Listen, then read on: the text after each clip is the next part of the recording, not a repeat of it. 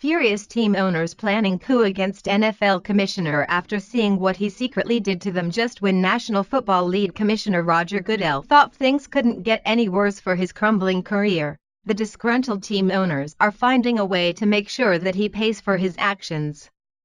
As all of America knows, the NFL has taken a turn for the worse. The formerly booming business that is professional football turned into a platform for out-of-control social justice warriors to make their causes known. That trend turned many patriotic Americans off the sport in a big way. The league has lost hundreds of millions of dollars, and stand to lose much more.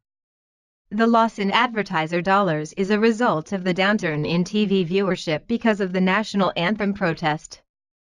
The loss of so many fans has made it difficult for the networks to even justify continuing with all the games they had planned to broadcast. The obvious answer to the problem that the league has been having is to just ban the offending activity. The NFL has a long history of making rules about anything and everything to improve the game experience. However, despite repeated requests and even pressure being put on the commissioner by team owners, he refuses to take the politically incorrect stance that would end the money problems for the NFL. According to Bleacher Report, that has caused Jerry Jones, the owner of the Dallas Cowboys, to hit back in a big way. The contract extension for Goodell should have been confirmed sometime in September of this year. However, the protest, and Goodell's lack of willingness to put an end to it, caused Jones to block the contract's progress. Jerry Jones and 16 other NFL owners reportedly spoke on a conference call in an effort to find out whether they could hijack a contract extension for NFL Commissioner Roger Goodell, according to Chris Mortensen and Adam Schefter of ESPN. "You don't get to have this many messes over the years like Roger has had and survive it," one owner said Thursday. Added another owner, maybe Arthur Blank, the head of the compensation committee, and that committee think they're on track.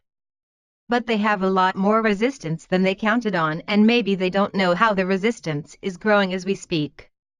While most of us didn't pay much attention to Goodell before the National Anthem protest, apparently this debacle is just the latest example in a long line of inept decision-making on the commissioner's part.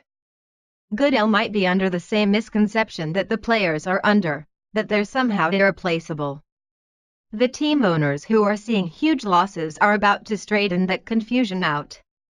Goodell's tenure has certainly been controversial, from the league's handling of issues like CTE and domestic violence among its players to questions about the commissioner's broad authority over discipline and the latest debate about player protests against police brutality and racial discrimination during the National Anthem.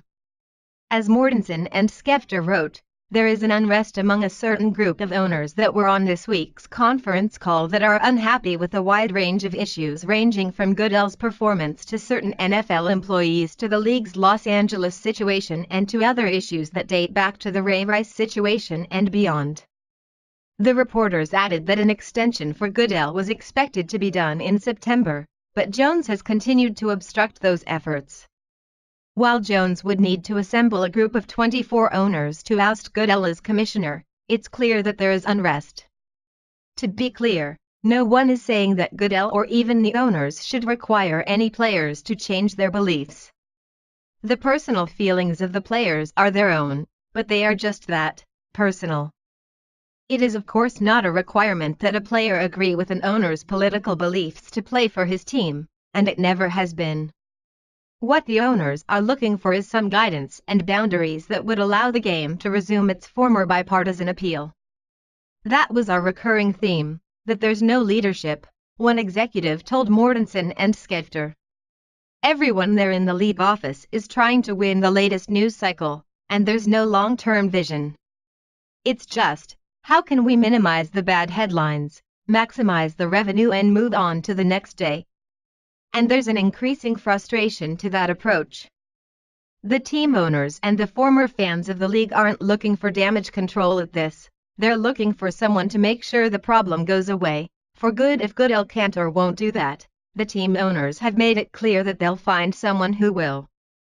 Both Goodell and the Anthem protesting players have made it clear that they care more about their cause than they do about the game of football or American patriotism.